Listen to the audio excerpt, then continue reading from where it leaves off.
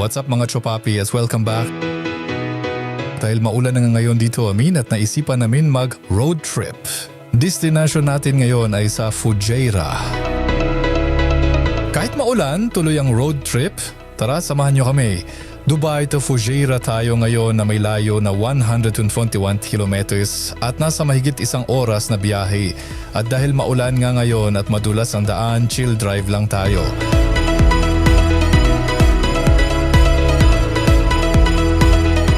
Sa bawat patak ng ulan, may kwentong sumasabay sa takbo ng sasakyan habang ang kalsada ay kumikislap sa ilaw at ang paligid ay nababalot ng hamog. Dito nagsisimula ang tahimik na paglalakbay. Hindi man malinaw ang tanawin, mas nagiging malinaw naman ang mga iniisip. Sa bawat liko ng daan, may alaala at sa bawat paghinto, may bagong simula.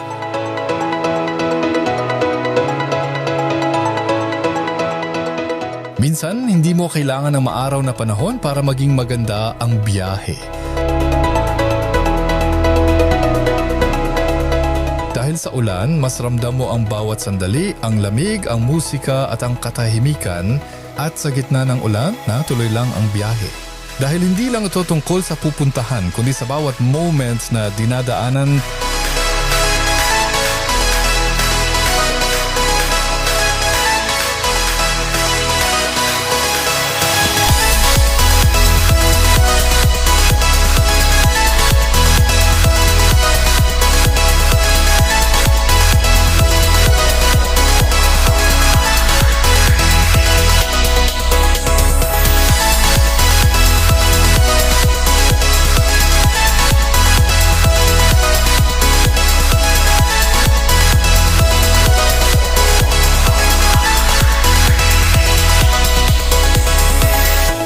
Tumatakbo ang sasakyan, unti-unting nawawala ang ilaw ng lungsod, napapalitan ng tahimik na disyerto na binabasa ng ulan.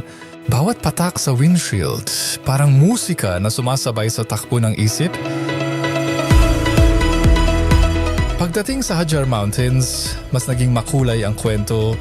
Ulap na bumabalot sa bundok, basang kalsada, ahamog na parang may tinatagong lihim sa bawat liko. Hindi malinaw ang daan, pero tuloy ang biyahe. Nadaanan namin ang musical road sa Fujairah. Hindi lang biyahe, may soundtrack pa.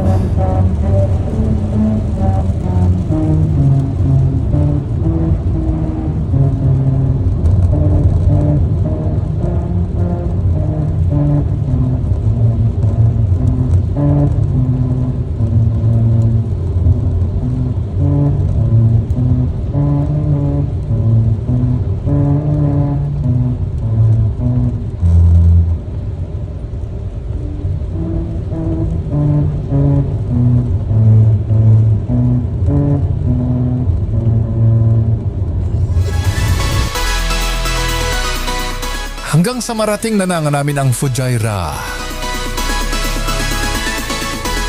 Minsan hindi mo kailangan ng perpektong panahon para sa isang perpektong biyahe. Dahil sa ulan, mas ramdam mo ang bawat sandali at sa bawat kilometro mula Dubai hanggang Fujairah. Hindi lang lugar ang pinupuntahan mo, kundi ang sarili mong kwento.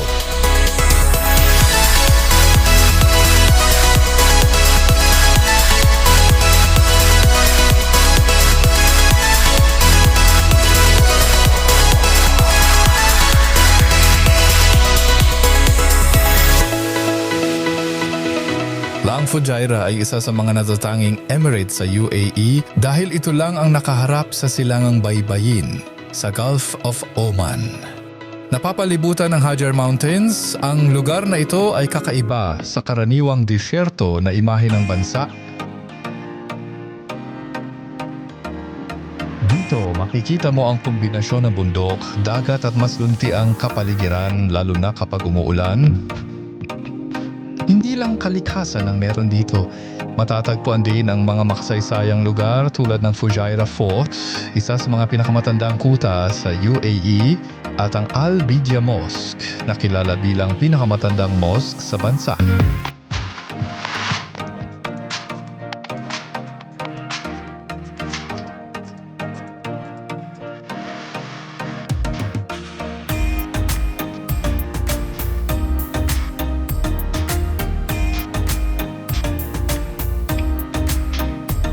sa lahat, ang Fujairah ay tungkol sa katahimikan. Malayo sa ingay ng malalaking lungsod, dito mo mararanasan ang mas simpleng takbo ng buhay.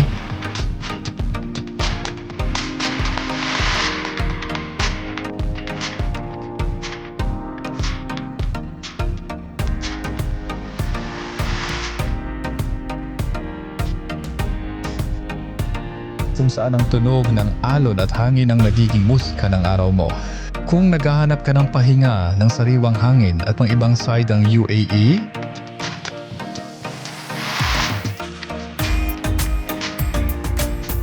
ang Fujairah ang isa sa mga lugar na hindi mo dapat palampasin.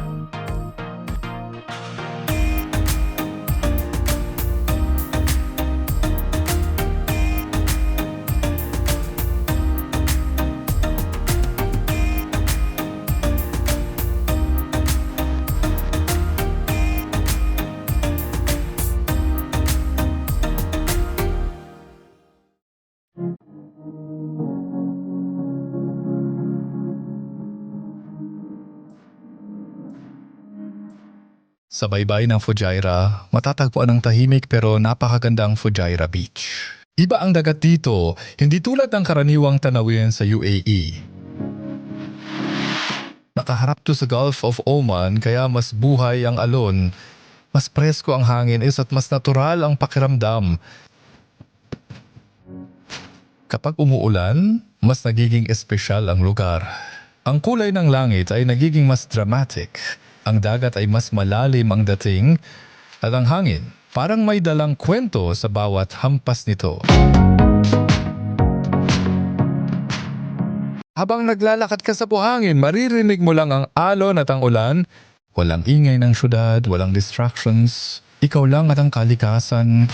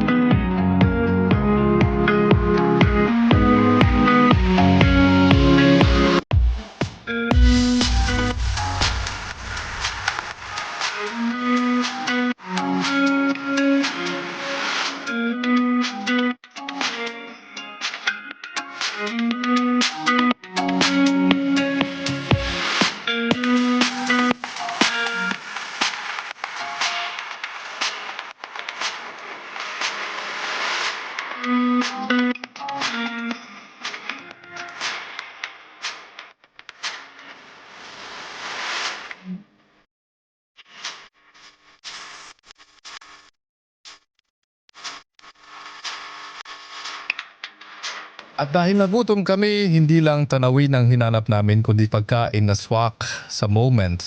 Time na para tikman ang masarap dito sa Fujairah. Tara, kain tayo mga chopapi.